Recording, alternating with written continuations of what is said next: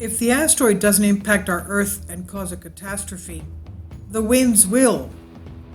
So this could be devastating and chaotic. This is unbended reality. When the big asteroid hits, will you breathe a sigh of relief when you see on the news that it missed your city? Don't. A new study found that the bite of an asteroid impact does less damage than the bark of the wind created when it hits the Earth's atmosphere, even if it breaks up and never actually craters the surface.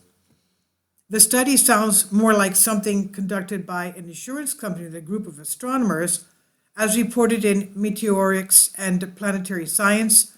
Clemens Rumpf at the University of Southampton in the UK led a team that calculated the mortality risk of asteroids on residential areas based on whether the impact was a direct hit on a city, a splash in the ocean, or a flame out in the atmosphere. Kindly support my Patreon account since YouTube has again demonetized my YouTube channel. The daily posts are 5 videos daily, and they are totally different from what I have on my YouTube channel.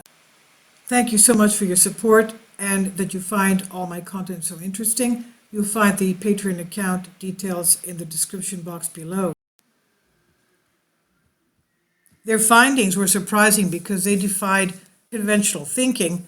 Most people assume a tsunami created by an asteroid hitting in the water would cause the most overall damage because it could hit multiple cities along a coastline, while a direct hit would be the second in casualties, since it would affect only one urban area, and an asteroid burning up in the atmosphere could cause the least damage. Instead, their model showed that it did not matter where an asteroid strikes the Earth or if it burns up in the atmosphere. The millions of deaths a big one would cause would be widespread as a result of the winds created by the shock wave of the rock hitting our atmosphere.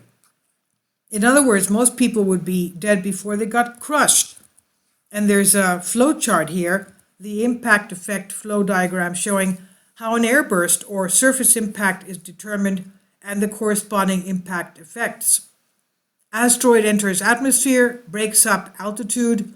Above ground, no asteroid reaches surface. Water impact, no asteroid impacts solid ground. Ground impact effects, high winds and overpressure. Or if it breaks up above ground, yes, asteroid breaks up in midair. Airburst altitude above ground, yes, asteroid experiences airbursts. Airburst effects are overpressure, high winds, and thermal radiation. So if there's water impact, yes, asteroid impact oceans. Ocean impacts means tsunami, overpressure, high winds, and thermal radiation. If it's above ground, ground impact effects, high winds, overpressure, thermal radiation, final crater size, eject a blanket, and seismic shock as well. Now, to make the study realistic and scary, the researchers modeled real cities. They determined that an atmospheric only 50 meter, that's about 150 feet apart, asteroid over London and Berlin would kill 1.2 million people in Berlin, at least 2.8 in London.